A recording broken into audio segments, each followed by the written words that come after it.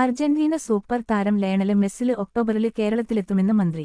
October 25 മുതൽ November 7 വരെ Messi കേരളത്തിലുണ്ടാവുമെന്ന് കായികമന്ത്രി V. Abdurahman അറിയിച്ചു. മത്സരങ്ങള് കൂടാതെ ആരാധകർക്ക് താരത്തെ കാണാനും സംവദിക്കാനും വേദിയൊരുക്കുമെന്നും മന്ത്രി പറഞ്ഞു. കഴിഞ്ഞ വർഷം നവംബറിലാണ് ലയണല് മെസ്സിയെ കേരളത്തിലെത്തിക്കുമെന്ന് മന്ത്രി വി. അബ്ദുറഹ്മാൻ പ്രഖ്യാപിച്ചത്. ഖത്തറിലെ ലോകകപ്പ് കിരീടനേട്ടത്തിന് പിന്നാലെയാണ് മെസ്സിയെ കേരളത്തിലെത്തിക്കാൻ കായികവകുപ്പ് നീക്കം തുടങ്ങിയത്. ഇന്ത്യയില് സൗഹൃദ മത്സരം കളിക്കാമെന്ന് അർജന്റീനിയൻ നാഷണല് ടീം അറിയിച്ചിട്ടുണ്ട് എന്നും മന്ത്രി പറഞ്ഞിരുന്നു. പൂർണ്ണമായും സർക്കാർ നിയന്ത്രണത്തിലായിരിക്കും മത്സരങ്ങള് നടക്കുക. 14 വർഷങ്ങൾക്ക് മുമ്പാണ് മെസ്സി ഇന്ത്യയില് ഫുട്ബോള് കളിക്കാനെത്തിയത്. 2011-ലാണ് അർജന്റീന ഇന്ത്യയില് പന്ത് തട്ടാനെത്തിയത്.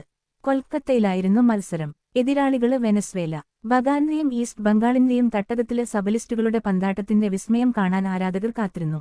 മെസ്സിക്കൊപ്പം ഏഞ്ചല് ഡി മരിയയും ഗോളടി വീരൻ സെർജി അഗ്വിറോ, മഷുറാനോ, ഗോൺസാലോ ഹിഗ്വെയിൻ തുടങ്ങി ഫുട്ബോൾ ലോകത്തെ ഒരു PAT നക്ഷത്രങ്ങള് ഇന്ത്യൻ മണ്ണിലേക്കിറങ്ങി വന്ന അപൂർവ കാഴ്ചയായിരുന്നു അത്. 1-0 വരെന് അർജന്റീന വെനസ്വേലയെ തോൽപ്പിച്ചു. നിക്കോളാസ് ഓട്ടമന്റിയാണ് ഗോള് നേടിയത്.